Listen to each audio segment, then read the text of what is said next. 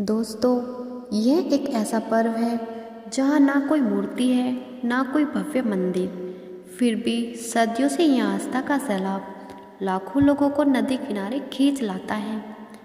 यह वह शक्ति है जो डूबते सूरज को भी नमन करवाती है और उगते सूरज से भी वरदान मांगती है। पर यह किसकी उपासना है? सूर्यदेव की? जी हाँ, लेकिन उनके साथ एक और देवी की आराधना होती है जिनके नाम से यह महापर्व जाना जाता है। वह है छठी मैया। आखिर कौन है यह रहस्यमयी देवी जिनका जिक्र वेदों और पुराणों में है, फिर भी लोक आस्था में उनका रूप सबसे अधिक प्रबल है? क्या वह केवल एक देवी है या फिर प्रकृति की कोई विराट शक्ति? तो आइए जानते हैं कि छठी मैया कौन है। छठ महापर्व मुख्य रूप से सूर्यदेव, भगवान भास्कर और उनकी बहन छठी मैया को समर्पित है। पौराणिक कथाओं और धार्मिक ग्रंथों में छठी मैया के परिचय और उनकी कहानी को कई रूपों में बताया गया है। तो आइए जानते हैं।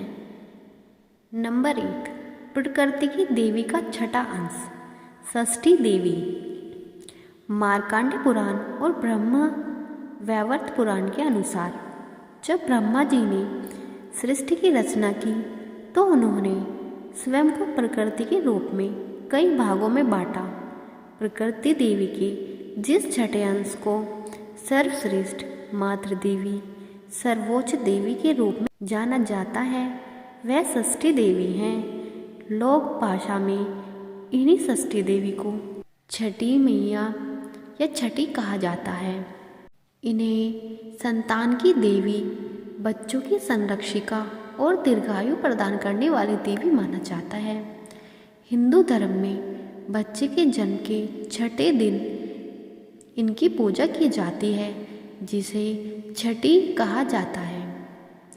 इन्हीं देवसेना और कुछ मान्यताओं के अनुसार सूर्यदेव की बहन या कहीं कहीं कार्तिकेय शिव पार्वती के पुत्र की पत्नी भी कहा जाता है।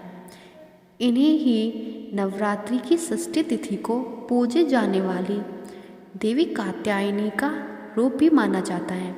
नंबर 2, राजा प्रियंवद की कथा। छठी मैया से जुड़ी एक अत्यंत प्रचलित कथा राजा प्रियंवद की है। राजा प्रियंवद और उनकी पत्नी मालिनी को कोई संतान नहीं थी, जिससे वे बहुत दुखी रहते थे। महर्षि कश्यप ने उन्हें संतान प्राप्ति के लिए एक पुत्रेष्टि यज्ञ करने को कहा। यज्ञ के बाद महर्षि ने रानी को प्रसाद स्वरूप यज्ञ की खीर खाने को दी।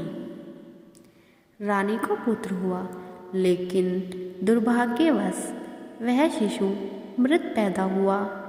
इस दुख से व्याकुल राजा अपने मृत पुत्र को लेकर शमशान घाट गए और अपने प्राण त्यागने का निश्चय कर लिया। तभी अचानक आकाश से एक दिव्य देवी प्रकट हुई। उन्होंने राजा से कहा, मैं ब्रह्मा की मानस पुत्री देवसेना और प्रकृति के छठे अंश से उत्पन्न षष्ठी देवी हूँ। मैं संतानहीन को संतान और संतानों की रक्षा का वरदान देती हूँ। देवी षष्ठी ने अपने स्पर्श से बालक को जीवित कर दिया। राजा प्रियंवद ने आनंदित होकर षष्ठी देवी की पूजा की और दूसरों को भी उनकी पूजा करने के लिए प्रेरित किया। तभी से कार्तिक मास के शुक्ल पक्ष की षष्ठी तिथि को छठ पर्व मनाया जाने लगा। नंबर 3, सूर्यदेव से संबंध। ऐसी भी मान्यता है कि छठी मैया भगवान सूर्यदेव की बहन है। यही कारण है कि छठ महापर्व में सूर्यदेव और छठी मैया दोनों की पूजा एक साथ की जाती है। सूर्यदेव जहाँ आरोग्य, तेज और ऊर्जा के देवता हैं, वहीं छठी मैया संतान और स्वास्थ्य की देवी हैं। इसलिए दोनों की उपासना से संतान को दीर्घायु, उत्तम स्वास्थ्य और परिवार को सुख समृद्धि मिलती है। छठी मैया वह शक्ति है जो प्रकृति के छठे अंश के रूप में समस्त संतानों की रक्षा करती हैं। जिन्हें प्रसन्न करने के लिए निसंतान लोग संतान सुख मांगते हैं और माताएं अपने संतानों के कल्याण के लिए यह कठिन व्रत रखती हैं। दोस्तों, आपको ये जानकारी कैसी लगी?